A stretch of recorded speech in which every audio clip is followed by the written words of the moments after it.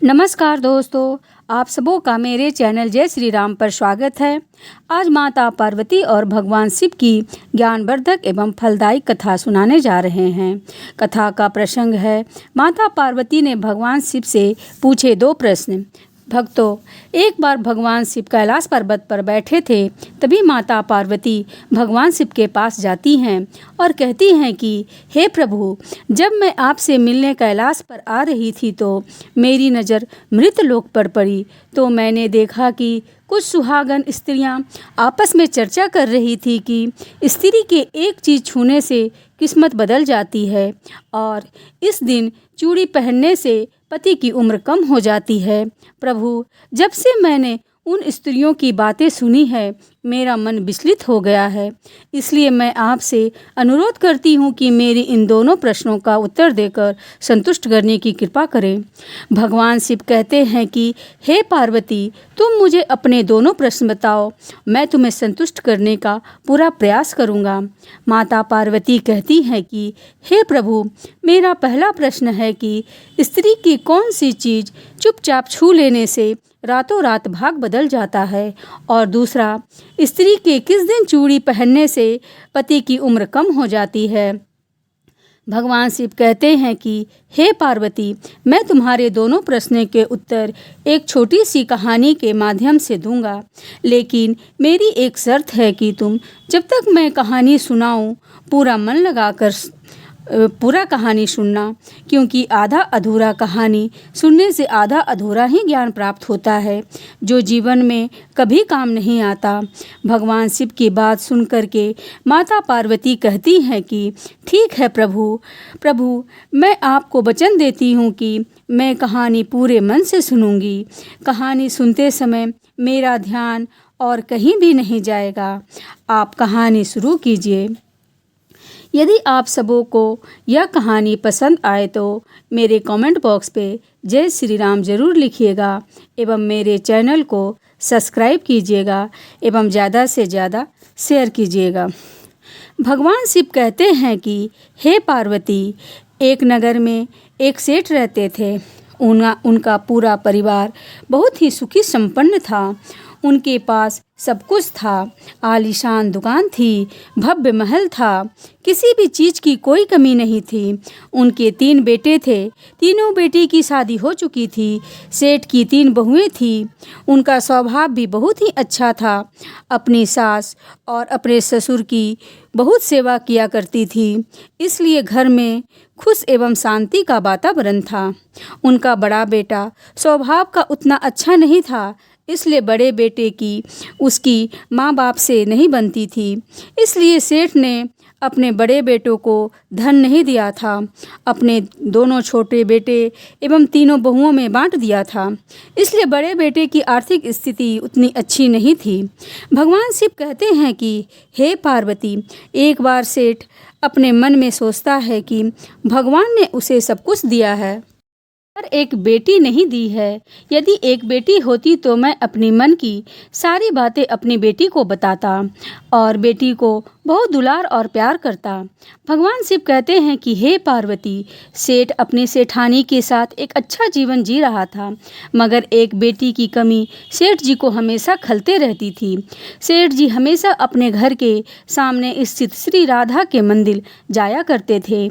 एक दिन जब सेठ जी मंदिर में राधा के दर्शन करने गए, उस दिन मंदिर में एक संत पधारे थे। सेठ जी को बहुत उदास देखकर संत ने सेठ जी से पूछा, तुम उदास क्यों हो? तब सेठ जी बोले, महाराज, मेरी कोई बेटी नहीं है, इसलिए मैं उदास हूँ। फिर संत मुस्कुराए और बोले, अगर जीवन में किसी का अभाव है तो उसकी जगह पर भगवान को बैठा लेना चाहिए। तो सेठ जी बोले, महाराज, मेरी तो कोई बेटी नहीं है, तो मुझे क्या करना चाहिए? तब संत बोले, सेठ, तुम एक काम करो, तुम बरसाने की बेटी राधा को ही अपनी बेटी क्यों नहीं मान लेते हो? भगवान शिव कहते हैं कि हे पार्वती, इस तरह सेठ जी को संत की बात बहुत पसंद आई। उसी दिन सेठ जी ने राधा का एक बड़ा सा चित्र मंगवाया और उसे अपने कमरे में लगा दिया। अब तो सेठ जी का जीवन पूरा बदल गया। अब तो सेठ उठते बैठते सोते जागते राधा जी को अपनी बेटी मान करके उनसे बातें किया करते थे। इतना ही नहीं, सेठ जी को अपनी बेटी राधा से हर बात बताने में बहुत मज़ा आता था।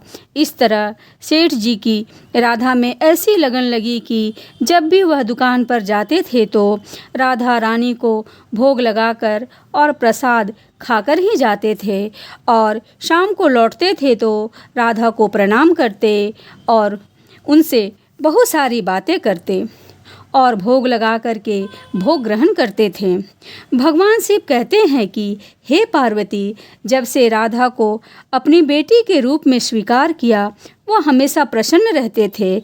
जब भी कोई सेठ जी से पूछता कि तुम्हारे कितने बच्चे हैं, तो वह कहते कि मेरे 3 बेटे, 3 बहुएं और 1 बेटी है।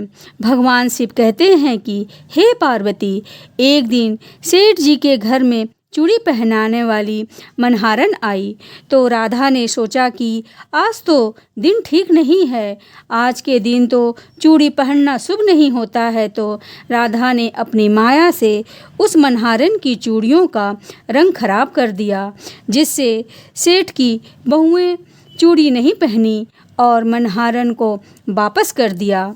उधर 2 दिन के बाद वही मनहारन जब चूड़ियों को देखती है तो वही चूड़ियाँ सुंदर हो जाती है। फिर उन्हीं चूड़ियों को लेकर के मनहारन सेठ जी के घर आती है, तो सेठ जी की तीनों बहुएं चूड़ियाँ पहनती हैं। फिर बाद में राधा भी चूड़ी पहनने के लिए प्रकट हो जाती है, और जब राधा प्रकट हो जाती है और जब मनहारन ने राधा का स्वरूप देखा तो उन्हें देखते ही रह गई। फिर राधा मनहारन से कहने लगी कि मुझे भी चूड़ी पहना दो।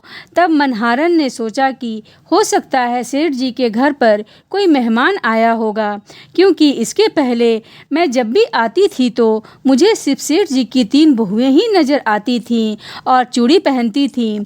ये चौथी बेटी नज़र आई है, लगता है कोई मेहमान आया है। भगवान शिव कहते हैं कि हे पार्वती, कि फिर यही सोचकर मनहारन ने राधा को चूड़ियाँ पहना दी। फिर राधा चूड़ी पहन करके एक तरफ जा करके अंतर्ध्यान हो गई। चूड़ियाँ पहना करके मनहारन हमेशा की तरह चूड़ियों का पैसा लेने के लिए सेठ जी के दुकान पर चली गई। मनहारन को देखकर सेठ जी कहते हैं कि लगता है तुम घर पर मेरी तीनों बहुओं को चूड़ियाँ पहनाने गई थी।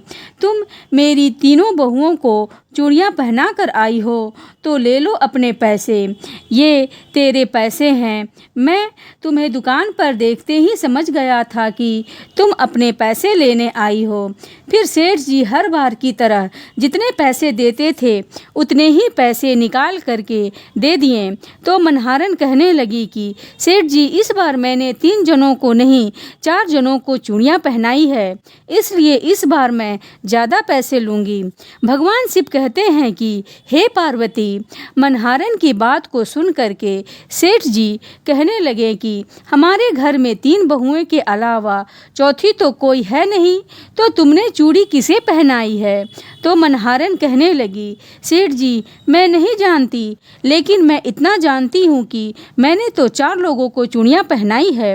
फिर मनहारन की बात सुनकर सेठ जी कहने लगे कि ठीक है, तुम पहले 3 लोगों के पैसे ले लो, मैं घर में जाकर पता करूँगा कि चौथा कौन है जिसे तुमने चूड़ियाँ पहनाई है। मैं घर में जाकर पूछने के बाद तुम्हें पैसा दे दूँगा।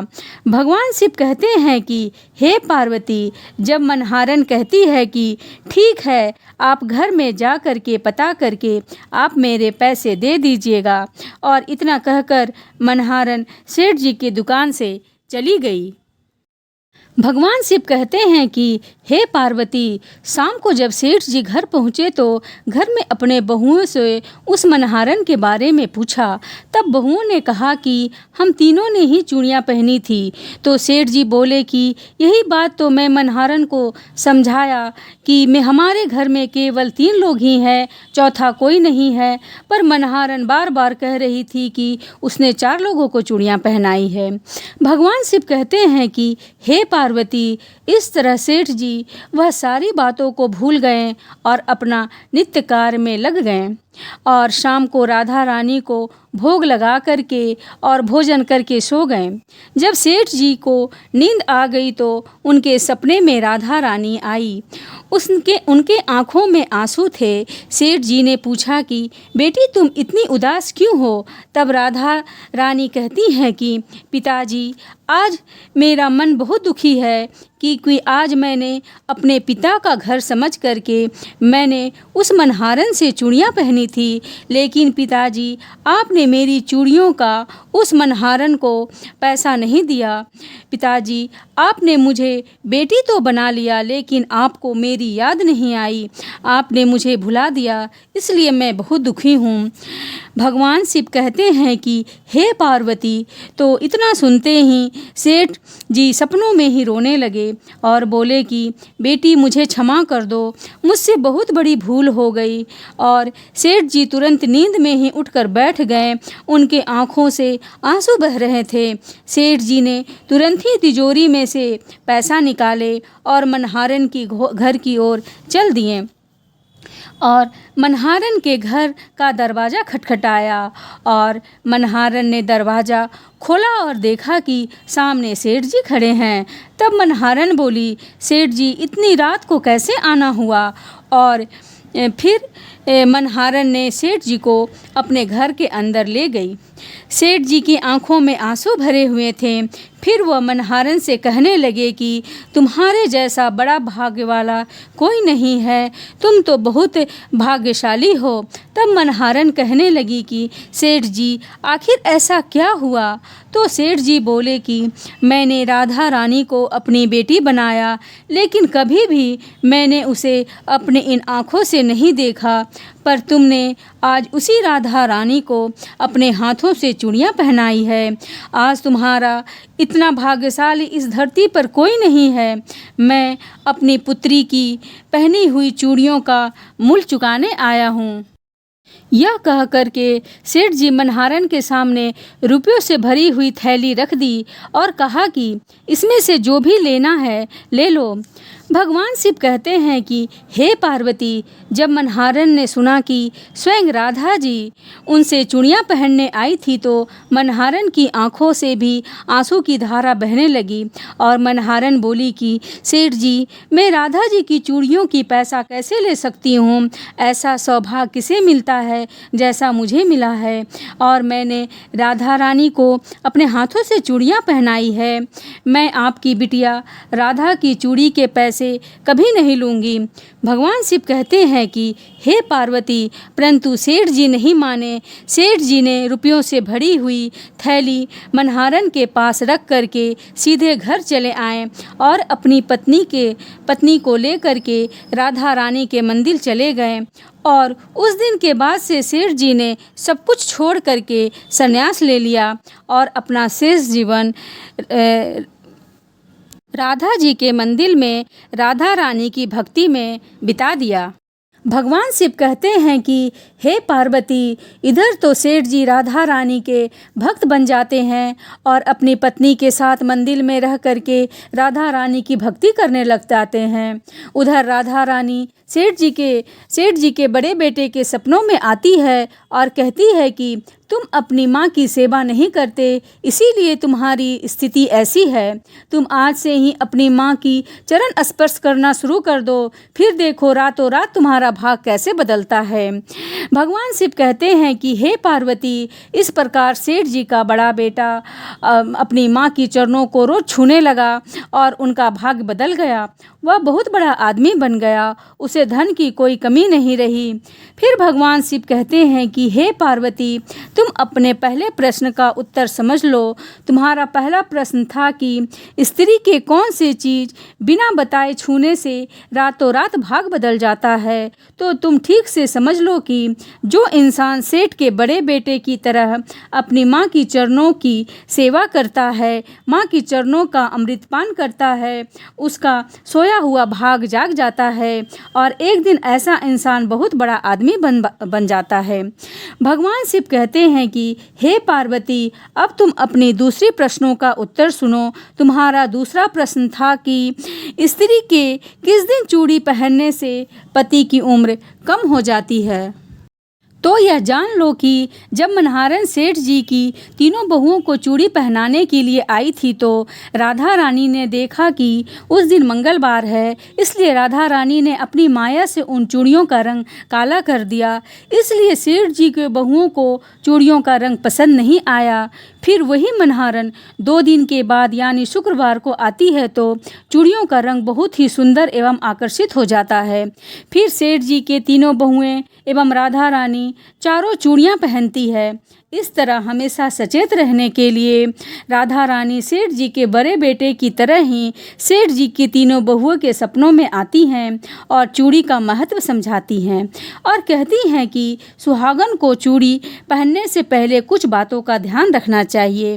पहला, सुहागन स्त्री को 21 चूड़ियाँ पहननी चाहिए। दूसरा, नई चूड़ियाँ हमेशा सुबह या शाम को पहनना चाहिए। तीसरा, नई चूड़ी हमेशा रविवार या शुक्रवार को ही पहननी चाहिए। इस दिन चूड़ी पहनने से पति की उम्र बढ़ती है। चौथा, चूड़ी मंगलवार और शनिवार को ना ही खरीदनी चाहिए और ना ही पहननी चाहिए, इससे पति की उम्र कम होती है। चूड़ी 16 श्रृंगार का एक अहम हिस्सा होता है, इसलिए जब भी चूड़ी पहनो इन दोनों को ध्यान में रखकर पहनना चाहिए। भगवान शिव कहते हैं कि हे पार्वती, फिर सेठ जी की तीनों बहुएं ने राधा रानी की बातों को अपने जीवन में उतार लिया, इसलिए सेठ जी की तीनों बहुएं को सुहागन रहते हुए मृत्यु की प्राप्ति हुई। हर हर महादेव। अगर आपको यह कहानी पसंद आए तो प्लीज़ मेरे चैनल को सब्सक्राइब ज़रूर करें। जय श्री राम।